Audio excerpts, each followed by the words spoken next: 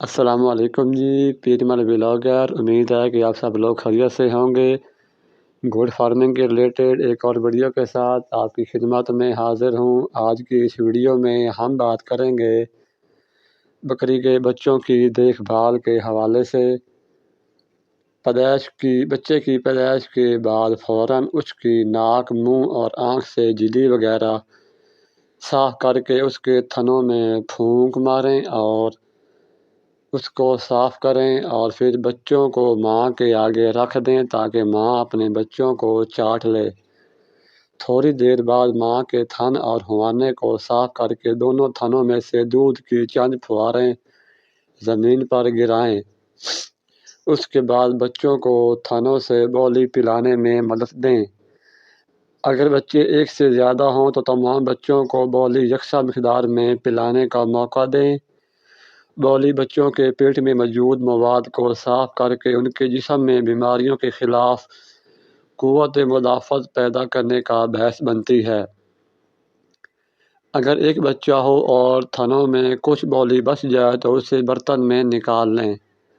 مشاہدے میں آیا ہے کہ بکریوں میں زیادہ بچوں کے اضافے کے ساتھ ساتھ اس کے جسم اور ہوانے کے سائز اور دودھ کی مقدار میں بھی اضافہ ہو جاتا ہے۔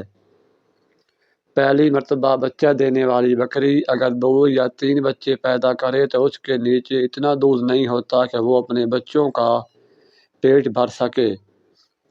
کچھ بکریوں میں دودھ پیدا کرنے کی صلاحیت ایسے بھی کم ہوتی ہے جس سے اس میں پیدا ہونے والے 2 سے زیادہ بچے بھوکے رہ جاتے ہیں۔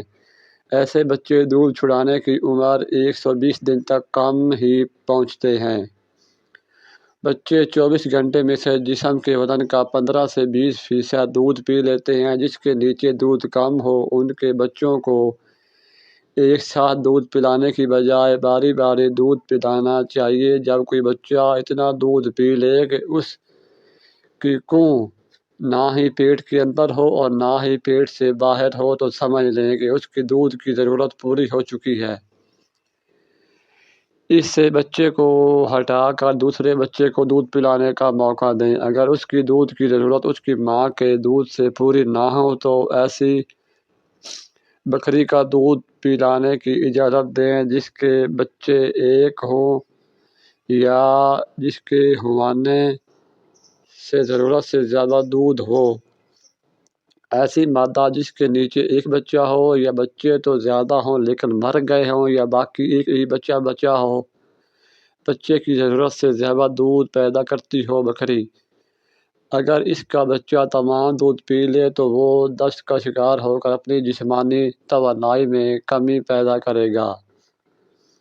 اگر وہ ماں کا دودھ تمام نہ پی سکے تو اس کی ماں کے ہوانے میں بچنے والا دودھ سوزش پیدا کر کے ہوانے کو خراب کر سکتا ہے۔ اگر یہ سوزش خطرناک قسم کی ہو جائے تو بکریاں بخار میں مبتلا ہو جائیں گی اور بعض اوقات بکریاں مر بھی سکتی ہیں۔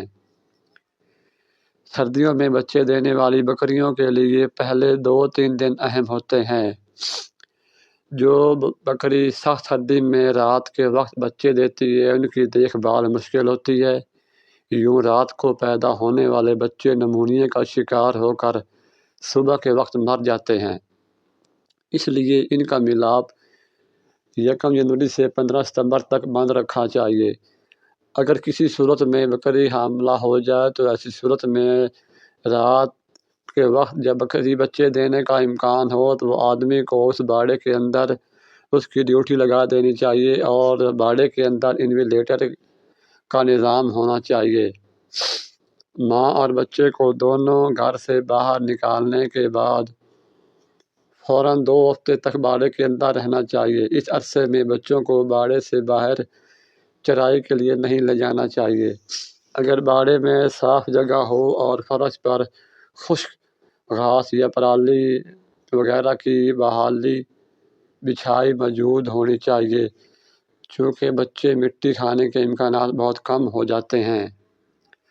بعض اوقات بچے کچے باڑوں کی دیواریں چاٹنا شروع کر دیتے ہیں۔ ایسی صورت میں لکڑی کے 2 فٹ اونچے کوٹھے زمین میں مختلف مقامات پر گاڑ دے کر نمک کے 2.5 کلو گرام وزنی تھیلوں میں سوراخ کر کے تار کے ذریعے کوٹھوں کے ساتھ زمین سے 6 انچ تک اونچائی پر لٹکا دیں۔ 2 ہفتے بعد بچوں کو باڑے کے نزدیک کی چرائی کے لیے بھیجا جائے۔ کئی مالکان بچوں کو باڑے کے اندر چھوڑ دیتے ہیں اور ان کی ماں کو چرائی کے لیے بھیج دیتے ہیں۔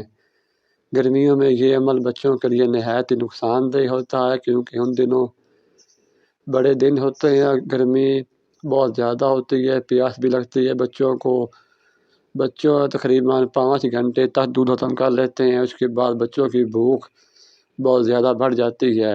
یوں وہ مٹی کھا کر معدہ اور آنت کے جراثیم کے شکار ہو کر مر جاتے ہیں۔